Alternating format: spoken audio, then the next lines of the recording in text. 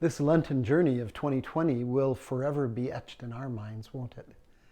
Lent, a time of retreat, and we have been catapulted into near reclusion. An infinitesimally small virus has brought global economies to a halt, has closed schools, churches, and public places around the globe, has quarantined entire megacities, whole countries, closed borders, prompted widespread panic, and shuttered countless businesses. People are afraid.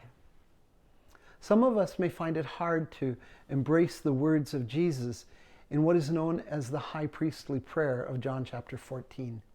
He said, "My peace I give to you. I do not give to you as the world gives.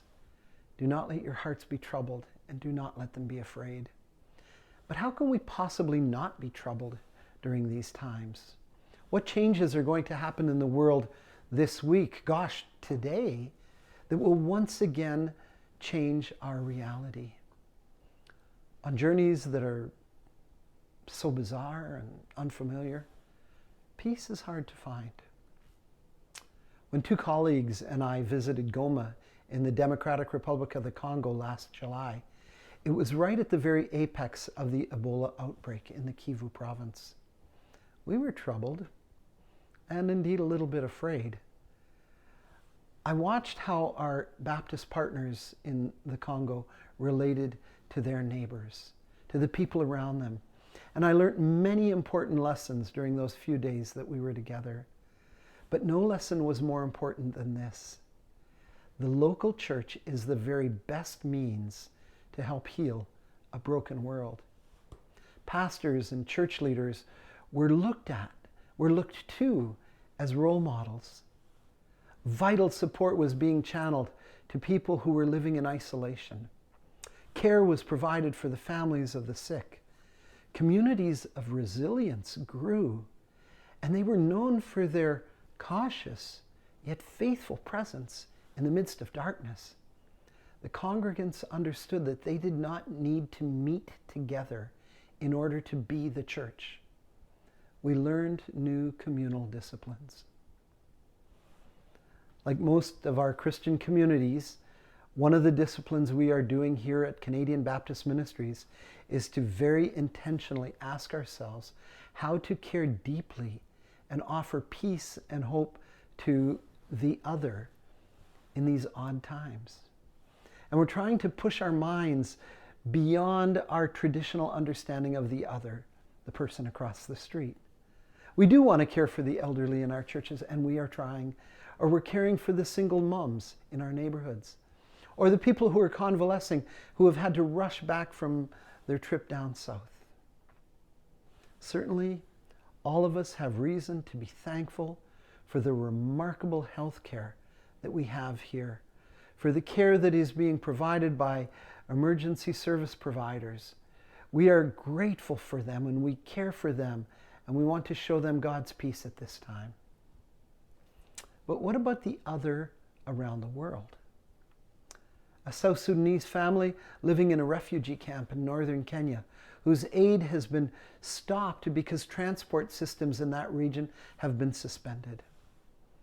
Or our partners in Lebanon who are unable to access their own funds in local banks, even though they want so desperately to continue to implement their excellent programs. Or the pastor of a house church in Wuhan, China, who has courageously distributed day after day after day, distributed rice and soap to his community. We've also been considering how we can support and encourage our field staff during this time. Most are in self-isolation in the Philippines, Costa Rica, and Thailand, Bolivia, and Hong Kong, and other places. Their plans have been turned upside down as well. Some of them have elderly parents or children here in Canada, and they find themselves an ocean away. Others are trying to figure out how to minister without the face-to-face contact that they are so used to, especially in places where internet access is either non-existent or so incredibly unreliable. What does care for them mean? We are doing everything we possibly can to support them and to ensure them in these uncertain times. as disruptive and potentially threatening as COVID-19 may be, it will also be a means with which God can forge us into a new community with higher levels of faithfulness, of generosity, of love, and commitment. And so I leave you with these beautiful words from the Iona community in Scotland. With the beckoning and dawning of another day, can the fragile yet extraordinary words of Jesus propel us to a wider awareness, a gentler compassion, to the rediscovery of the sacred in ourselves and in our world, to that risk-taking place where we are free to be aware, to a different journey in listening companionship with these prophets of our time, the weary and the wounded, who amazingly announce the kingdom and carry in their stories the seeds of the morrow, the hidden ones, whose joy and pain, when threaded through our lives, enlarges the heart and brings new meaning to God's story.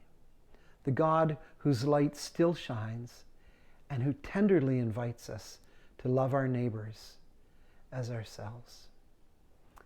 Thank you, and may God be with you.